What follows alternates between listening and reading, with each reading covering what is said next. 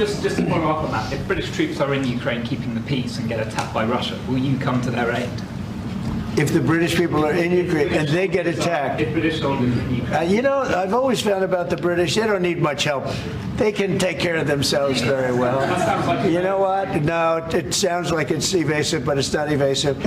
You know, the British have been incredible soldiers, incredible military, and they can take care of themselves. But if they need help, I'll always be with the British, okay? I'll always be with them. But they don't need help. You look at their career, you have done very well over the years, haven't you? We have. I'm very proud of our country. And but we've also always been there backing each other up between our two countries. That is why this is the greatest alliance for prosperity and security I think the world has ever seen. Whenever necessary, we absolutely backed each other up, and that's at the Could core you take on Russia by yourselves? Well, between our two countries. That is why this is the greatest alliance for prosperity and security I think the world has ever seen. Whenever necessary, we absolutely backed each other up, and that's at the core. Could you take on Russia by yourselves? Well, all right, one or two more. Yes. This is my video update on this Friday afternoon, February the 28th. Coming to you from Athens, Greece. Let's talk about some news. And let's start things off with the trip from Keir Starmer, 008, to the United States to meet with U.S. President Donald Trump. Now, the video that is going viral is one where Trump tells Starmer, can you take on Russia by yourselves? It's about a 15-second, 20-second clip. And it's basically Starmer talking about the special relationship that the UK has with the United States, the strongest friendship and relationship ever in history. And Trump turns to Starmer and he asks the question, can you take on Russia by yourselves? And Starmer just kind of looks at Trump. The media that's in the Oval Office, they start to laugh. And Trump, in a very New York style, he goes, he does this hand motion, you know, like, look at this guy, this guy, man. That was what Trump was saying. That was New York, man. That was just New York through and through. Get a load of this guy, right? Starmer sitting over there. Yeah. Trump really humiliated Starmer. Big time. Big time did he humiliate Starmer. But you know, the whole segment, not just the 20 seconds, the whole question from the journalist and the answer from Starmer is actually very revealing.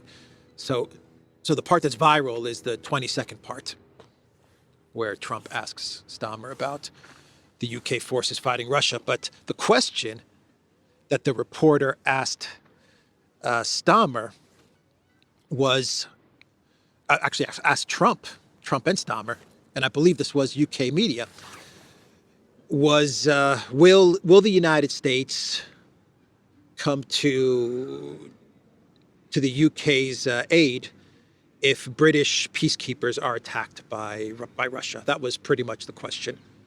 If you have British troops in Ukraine keeping the peace and Russia attacks them, will the U.S. step in? Now remember, the purpose of Starmer's trip to the United States is to try and trick Trump into going to war with Russia.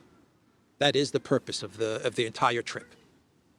And so you have the media in the Oval Office asking the question of Starmer and of Trump, mainly of Trump, if you have British troops in Ukraine keeping the peace and Russia attacks them, what will you do?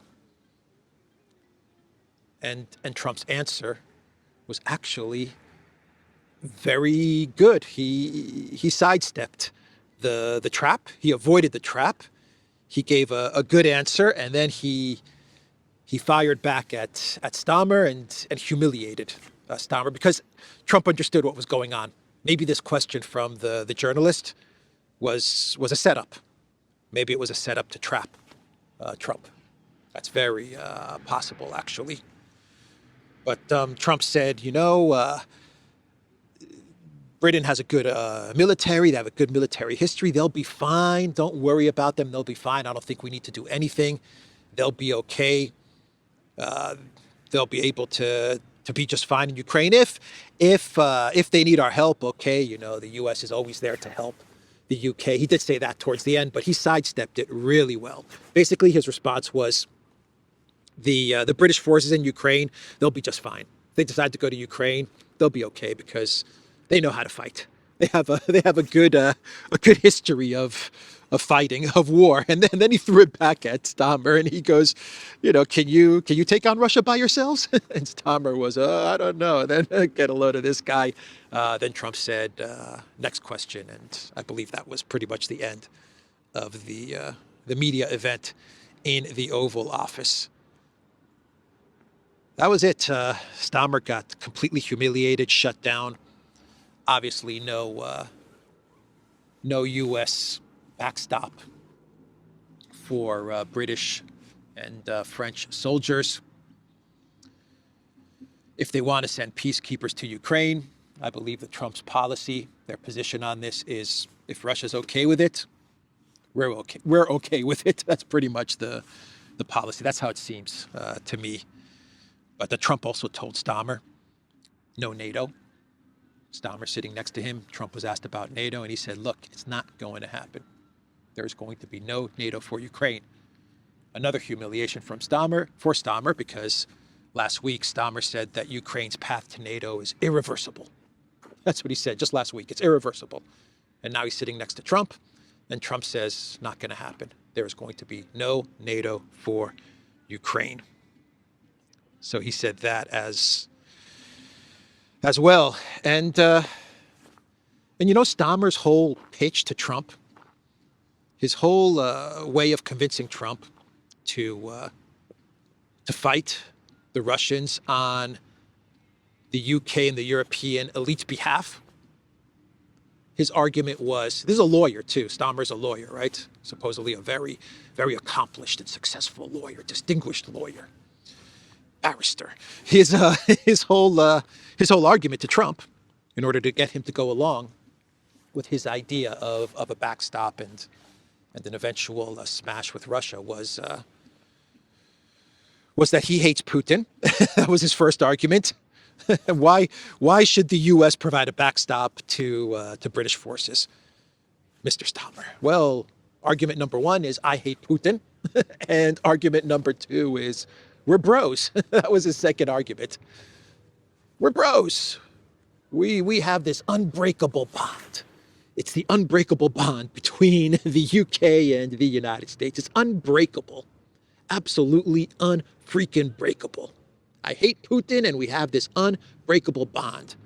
The UK and the US together is the greatest alliance history has ever seen. Right? And then Trump says, well, can you take on Russia by yourselves? Boom. Oh, boy. Trump was asked about the whole dictator statement that he made about Zelensky. And Trump says, dictator? Did I call him a dictator? And he's trolling. I mean, you can see the look on his face. The look on his face is one of mischief, I guess is the best way to describe it. He's like, dictator? Did I call him that? I don't know if I called him that. Next question. President, do you still think that Mr. Zelensky is a dictator?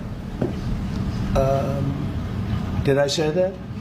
I can't believe I said that. Next question. So he got that question as well. And then they had a press conference afterwards, after the Oval Office and after they met.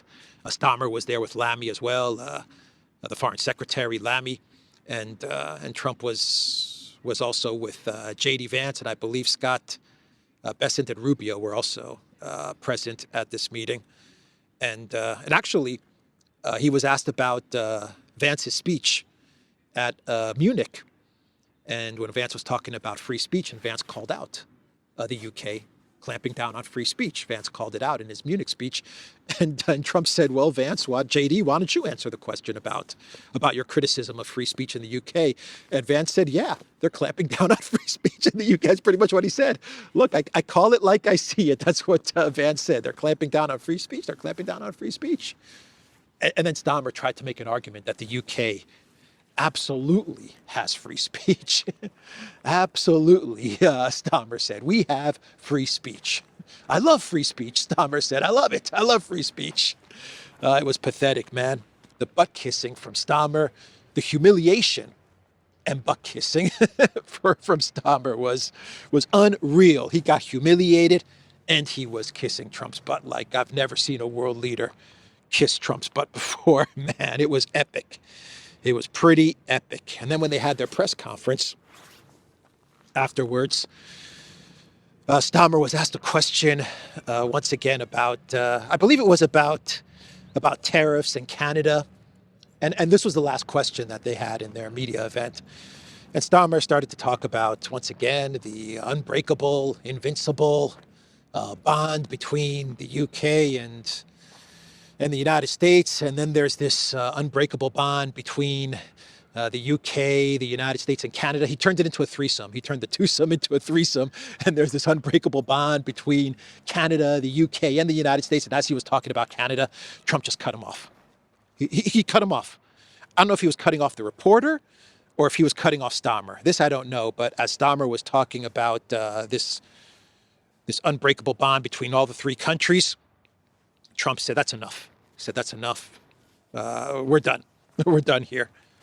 Look, we had a really good discussion, a productive discussion, a good discussion, as a result of which our teams are now going to be working together on an economic deal. Our team is going to be working together on security in Ukraine.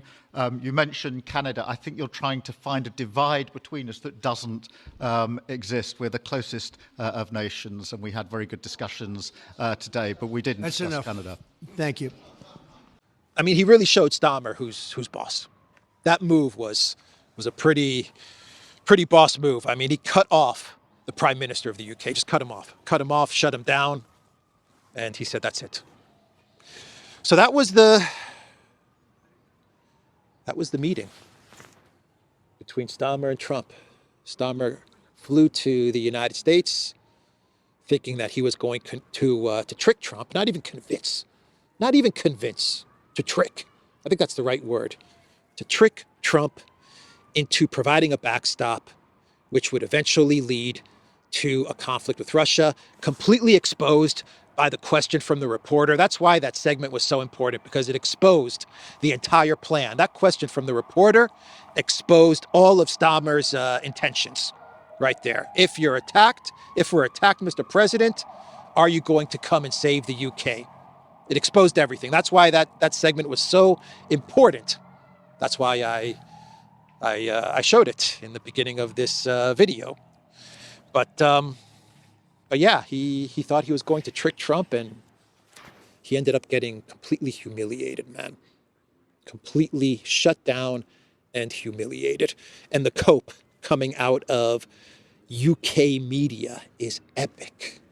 I mean, it is epic. They don't want to admit that 008, the most boring man in politics, was completely humiliated by Donald Trump, who the UK media absolutely hates. Starmer doesn't like Trump either. Lammy despises Trump. But their cope in all of this is that Starmer actually did well. He actually did well because he played the royal Trump card, the royal Trump card, which is, according to the UK media, an invitation that he pulled out and he gave to Trump, written by the king himself and inviting Trump to the UK. That was the Trump card. Basically, they're saying that Starmer accomplished his goal, and his goal was to get Trump to the UK so he can further try to trick him. That's pretty much the coping, the excuse that the UK media is making for this failure, for this catastrophe of a trip by Keir Starmer. 008, license to bore you. So we have Zelensky rolling into town today. Actually, he got into the United States yesterday evening, and today is going to be meeting with Trump. Starmer's exiting. Zelensky's entering. But yeah, I think the UK is now going to shift to Plan Z. What is Plan Z, you ask? Plan Z is Plan Zaluzhny. That's what they're going to do. They are going to shift to Plan Z. Seeing everything that happened yesterday in the Oval Office, I bet you the MI6 and the British establishment is saying, yeah, Zelensky, he's a no-go, trying to get a backstop and trick the United States into getting bogged down in Ukraine. Doesn't look like it's going to happen. And it's time to activate Plan Z, Plan Zaluzhny. So don't be surprised if you start seeing the British media starting to turning slightly towards against Zelensky, against the Green Goblin, and starting to build up Zaluzhny. The hope is that there will be elections and Zaluzhny will be the candidate to run against Zelensky. And the UK's hope is that they get their guy in as president. And then, you know, it opens up all kinds of possibilities for the UK and for Europe to try and continue the conflict in Ukraine if they can get Zaluzhny in as president. So I think that's going to be the Plan Z that they're going to activate. Just my guess. But Zelensky in the USA. Zelensky in the USA. R-O-C-K in the USA. Zelensky rolls into the USA. The Green Goblin visits America. And he is going to sign away Ukraine to the United States. All of Ukraine's resources, or at least 50%. 50% of Ukraine's minerals, oil, gas, logistics, ports, you name it, is going to go to the United States in perpetuity as outlined in a 2-page agreement. It's nonsense. This is terrible. This is absolutely terrible for Ukraine, it's terrible for Zelensky, but it's terrible for Ukraine. Maybe good for Trump and the United States because they end up getting a lot, complete leverage over Zelensky because they're now going to own 50% of Ukraine. So basically they'll be able to tell Zelensky to do whatever they ask him to do. But in perpetuity, he is going to be selling his country away in perpetuity, as defined in an agreement that I probably could have written up in about 10 minutes. I mean, and that's not an exaggeration.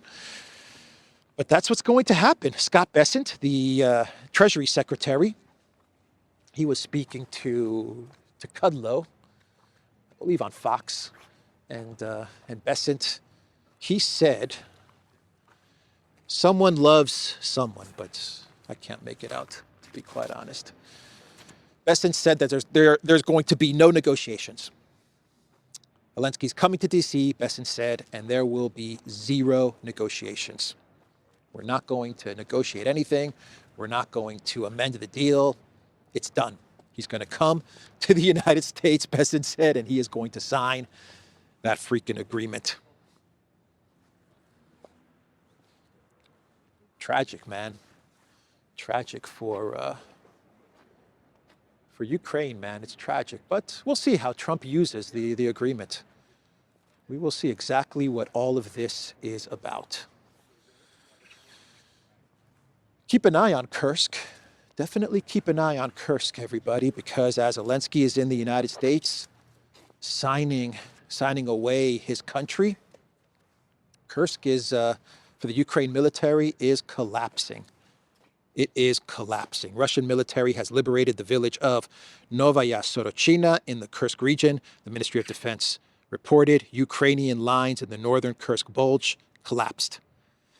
Remember, Kursk is Zelensky's leverage, right? That's the narrative that he's been putting out there. This is the narrative that his supporters, the UK, the European Union, they've been putting out this narrative. What is it, like a secret garden?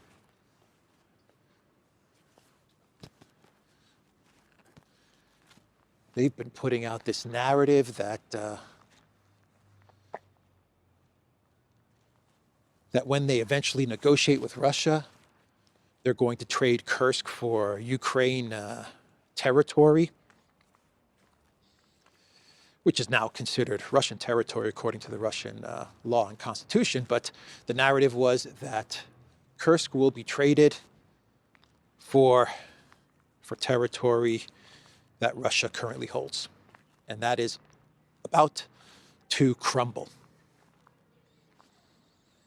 It's going to be a bad couple of weeks for the Zelensky regime. Hey, buddy, what do you think? Bad couple of weeks for the Zelensky regime? Yeah, always listen to the Greek cats. The Greek cats, they know what's up. So yeah, keep an eye out on Kursk in the next couple of weeks. And you know my prediction. It's a prediction. It's a long shot. It's a long shot. Most likely will not happen. But my prediction that I made a couple of days ago was that when Kursk completely collapses, Zelensky, he's done. There are going to be some forces. I don't know if those forces will be outside of Ukraine or if those forces will be inside of Ukraine. Banderite forces loyal to Zaluzhny. Zelensky did fire a general, perhaps this general that he fired. I believe it was a general, a high-level military officer, let's say that. The rumors are that this high-level officer was perhaps part of the Zaluzhny clique.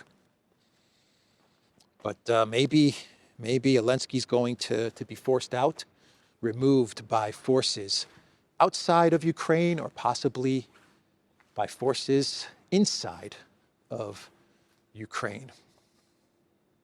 I don't know. That's my prediction. When Kursk collapses, things are going to be really tough for Zelensky. And he's given away half of his country's resources to Trump. And you know Trump's going to put the squeeze on him, man. The minute he signs that agreement, Trump is going to squeeze Zelensky like Zelensky has never been squeezed before. Macron, Trudeau, they have not squeezed Zelensky this hard. Believe me, Trump is going to squeeze him. Well, Macron and Trudeau, they squeezed Zelensky physically. They hugged him, or Duda. Duda really would squeeze Zelensky. Trump is going to squeeze him in a different way. Yeah. All right. So, what should we talk about next? What should we talk about next? The Spectator has an article. The UK Spectator has an article. Trump won't find a minerals bonanza in Ukraine. Yeah, that's what I've been saying for the past month. That's what we've been saying on the Duran for the past month. But it's really not about, or it's not completely about rare earth minerals. We're talking everything, oil, gas, ports, everything. The rare earth minerals is just one part of all of the resources that are going to be given away to the United States today. Unless Zelensky gets cold feet. I said yesterday in my video that it looked like he was getting cold feet. By the time I publish this video, we'll probably know what happened. I would guess 90% that Zelensky signs the deal, but who knows? He's a slippery character. He might back out of it somehow, some way. I don't know. I have no idea. Podolyak put out an interesting quote. He said, a delusional quote. He said, Trump is using the strategy of ensnaring Putin to gain control of Russian resources and humiliate Russia. Podolyak. Podolyak. I think you're delusional, Podolyak. Podolyak, have you been getting into my stash, maybe? My secret private stash. Podolyak, now that we're in the White House, I heard that that one of Biden's family members had some good stuff in here hidden away somewhere. What do you think, Podolyak? Is it still in one of these cupboards? Yeah, Podolyak, man. Delusional, bro. He is delusional. Yeah, Podolyak's going to drop Zelensky, man. when the S hits the fan, you know Podolyak's gonna gonna pitch Zelensky, man. He's gonna drop him like a bad habit. Oh boy. Terrible times, man. Terrible times. So Putin was speaking to the board of the security services, the FSB, and Putin actually said that he's hopeful in the negotiations with the United States and with Trump. He actually used the word, I believe. I believe he said hopeful, but he also told the people at the meeting, the FSB officials, that there are a lot of forces in the collective West that will try to sabotage the negotiations. And he basically told the intel services to be on the lookout, to be alert, because there are going to be a lot of very powerful forces that are going to try and sabotage the negotiations between the US and Russia. Let me get you Putin's quote. He said, "We realize that not everyone is happy to see Russia-US contacts resume. A portion of Western elites are committed to maintaining instability in the world, and these forces will try to disrupt or to compromise the newly resumed dialogue," he said. "We need to keep this in mind and leverage every possibility offered by diplomacy and special services to thwart such events," he told the gathered FSB officials. According to Putin, the new US administration is demonstrating pragmatism and a realistic vision of things. Moscow's partners in Washington have abandoned numerous stereotypes, the so-called rules and messianic ideological cliches of their predecessors, which in fact caused the crisis of the entire system of international relations, he said. Vladimir Putin, folks. Interesting statement from Putin, delivered to an interesting audience. FSB, be on the lookout for saboteurs. So we did have the, which way do you guys want to go? Want to go that way, or you want to go down that way?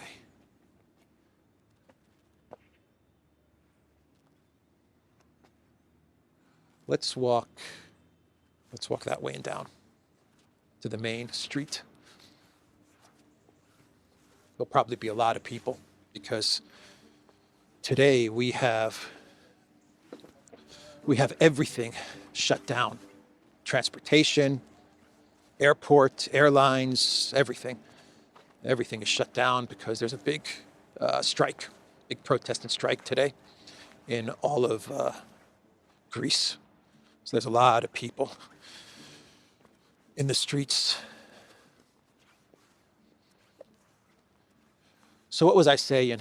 The talks in Istanbul, they wrapped up yesterday. We don't really have much info as to what was talked about, the details as to what was talked about between the US and Russia in Istanbul.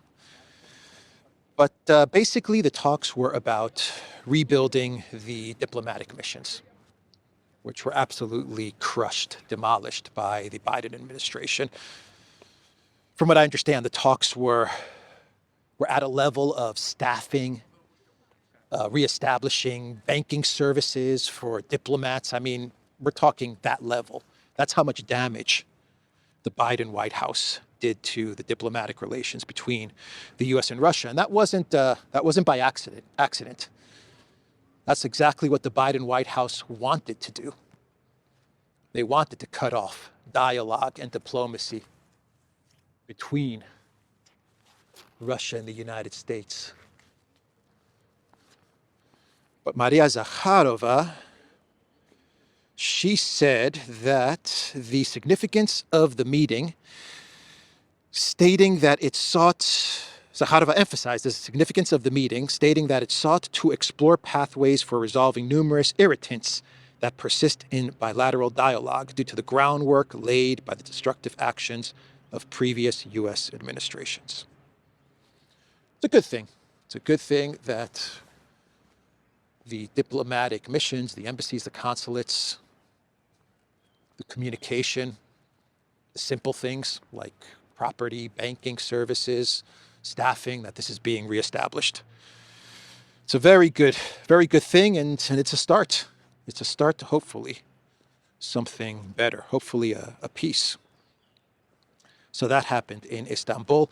And let's shift gears and talk about the release of the Epstein files, or phase one of the release of the Epstein files, which was a giant, we're talking a giant nothing burger. We're talking the biggest nothing burger in all of history. What was released yesterday to a group of, I guess you would label them conservative, alternative journalists, I guess, is what you would call the people that got the journalists, but more on the conservative, alternative side of things, not the mainstream side of things. They got the dossier, which was the Epstein files, phase one. And what they released was phone numbers and flight logs that have been public for years. This information, there are not many people out on the streets. I thought there were going to be a lot more people. All right. So yeah, the information was that was released in this dossier, in this phase one, so there will be other phases, was stuff that's been out there for years on the internet. You can just do a search for it and it's pretty much everywhere. And the kicker to all of this is that the numbers and the flight logs had a bunch of redactions. A lot of stuff was redacted, where what's been in the public space all these years is numbers and flight logs and stuff like that has not been redacted. So this thing was a complete nothing burger, complete dud. I don't know what is going on, but this did not look good. There was one explanation that Pam Bondi threw out there after the dossiers were given to the journalists. She sent a letter to Kash Patel at the FBI, and allegedly, the story is that FBI agents in New York, they refused to hand over very revealing documents to Pam Bondi. And she sent a letter to Kash Patel telling the FBI, or telling Kash Patel to tell the FBI in New York to hand over these documents. So the narrative is that the FBI in New York, they went rogue and they would not hand over the documents to Pam Bondi. That's the really good stuff, the really juicy stuff. So Bondi decided to release something to the American people because she made a promise to release something, but that something was a nothing. And so I guess we're going to wait for phase two. I guess that's where we're at with all of this Epstein stuff. Anyway, let's, should we do a clown world? Let's do a clown world. And today's clown world, courtesy of Germany. Let me pull up the article. Germany launches Center to Combat Conspiracy Theories. Yeah, so the German government, they are launching a service where, from what I understand, citizens will be able to, there are people hanging out. Citizens of Germany will be able to call up this center for conspiracy theories, and they will be able to report a friend or a family member to this agency, and then this agency would provide the necessary help to this individual who has fallen into the trap of believing conspiracy theories. Oh my God, Germany's crazy, man. I'm telling you, man, the German governments, the elite in Germany are freaking just nuts. They really are nuts. I don't have any way else to describe this. So that's the one clown world. The other clown world is courtesy of the Federalist. So the Federalist, they did some investigating on USAID. Actually, they spoke with Senator Joni Ernst and her staff, who did the investigating on USAID and Project Ukraine, and they found all kinds of monies that went to all kinds of silly, ridiculous businesses and organizations in Ukraine. We're talking pet shops, we're talking candy shops, we're talking fashion businesses in Ukraine. All of this money from USAID was going to all of these businesses and organizations in Ukraine. Let me read you here from The Federalist. Exclusive: USAID blew hundreds of thousands in taxpayer slush funds on Ukrainian pickle maker and pet accessories. Crazy, man. Among the grants Ernst's staff discovered were hundreds of thousands of dollars devoted to literal pet projects, including approximately $300,000 to a pet tracking app, approximately $300,000 to a dog collar manufacturer, and approximately another $109,000 to a pet food packaging producer. According to the findings breakdown Ernst's office sent to the Federalist, fashionistas also benefited from the taxpayer-funded expenditures, with a women's clothing company, a fashion photographer, a purveyor of contemporary knitwear, a luxury bridal brand. Anyway, all of these fashion businesses got $733,000 combined. Designers got $2 million. Designers of fashion, of carpets, carpet designers, furniture designers. Foodies received money as well, $94,000. To a condiment manufacturer, a pickle maker got $148,000. Coffee and tea guy got $255,000. Artificial fruit company collected $104,000.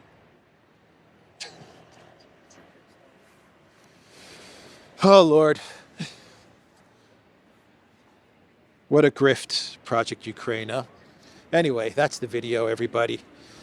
The Duran.locals.com. We are on Rumble, Odyssey, BitChute, Telegram, Rockfin, and X. Go to the Duran shop. Pick up some merch like what I am wearing in this video update. The link to the Duran shop is in the description box down below. I will see everybody tomorrow. Take care.